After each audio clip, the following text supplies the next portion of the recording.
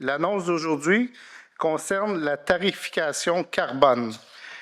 Depuis l'abolition de la taxe fédérale sur le carbone au printemps 2025, les entreprises québécoises sont les seules au Canada à assumer un coût lié aux émissions de GES.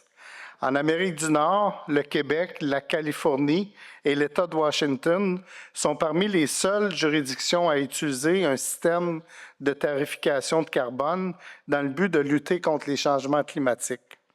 Alors que les saisons des cultures approchent, le contexte mondial et les événements des derniers jours représentent une menace pour le prix des carburants et des intrants. Je vous fais une parenthèse. Ce matin, j'étais avec le président de Solio, puis il disait juste, par rapport à ce qui s'est passé en Iran la semaine passée, ce qui se vit là, l'urée, je pense que c'est en quelques jours, là, 150 $ de plus la tonne. Donc, il y a des coûts associés à cette incertitude-là. À cela s'ajoutent les incertitudes commerciales avec notre voisin du Sud qui viennent accentuer, je vais l'avoir, les préoccupations du secteur. On est conscient de la pression et on entend les inquiétudes. On continue de suivre la situation de près et on fait le souhait que ces pressions ne dureront pas trop longtemps. Donc aujourd'hui, je vous annonce une aide financière de 30 millions de dollars pour renforcer la compétitivité des entreprises québécoises spécialisées dans les grandes cultures et ainsi réduire le coût d'exploitation lié au carburant. Cette aide financière sera versée directement aux entreprises qui produisent des céréales, des grains et des oléagineux. C'est quoi ça? Soya, canola,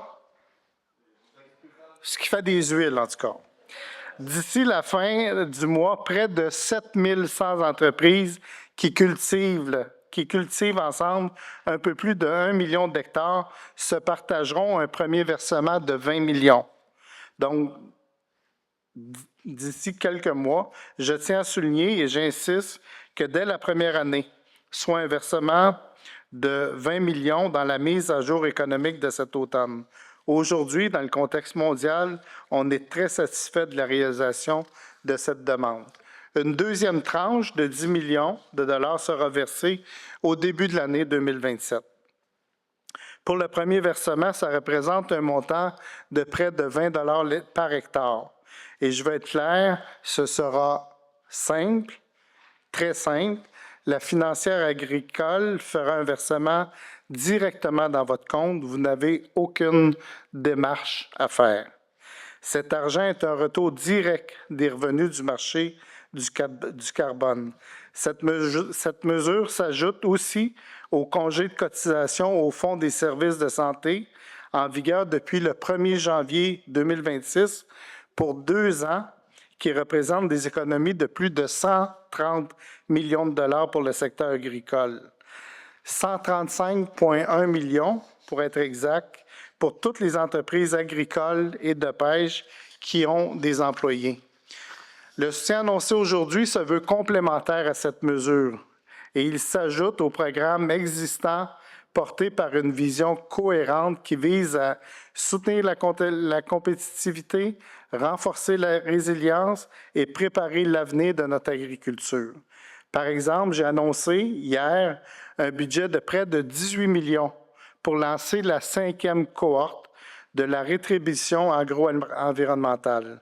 Depuis 2022, c'est plus de 138 millions que nous avons versés directement aux entreprises agricoles qui adoptent des bonnes pratiques dans le cadre de la rétribution. J'ai aussi annoncé des sommes supplémentaires pour répondre à l'engouement du programme Agro-Performance. C'est 50 millions qu'on a octroyés pour soutenir des investissements qui contribuent à votre compétitivité. 6 millions pour maintenir l'agriculture dans les terres du littoral du lac Saint-Pierre et encourager l'adaptation des pratiques. Je pense que tu en as profité, hein? Oui.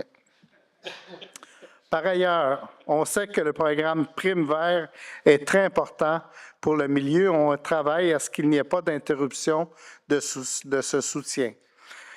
Je tiens donc à remercier encore une fois la ferme qui nous accueille aujourd'hui, mon collègue Jean-Bernard. Je vais faire une parenthèse. Il y a beaucoup de députés dans la Coalition Avenir Québec qui sont représentants de territoires agricoles.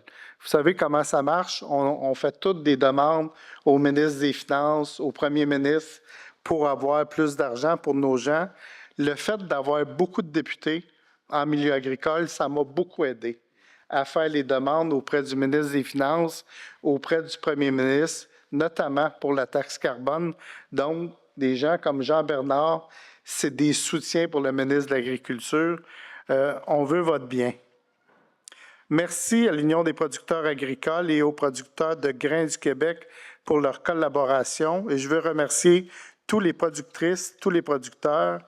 Il y en a plusieurs ici aujourd'hui. Je m'en vais justement rencontrer d'autres producteurs plus tard aujourd'hui à Saint-Hyacinthe.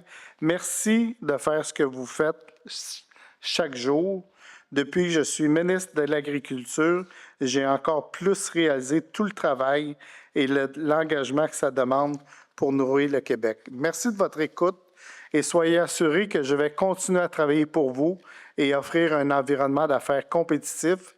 Je veux que nos producteurs soient plus souvent sur leur tracteur à travailler dans les champs que dans leur bureau. Merci beaucoup tout le monde.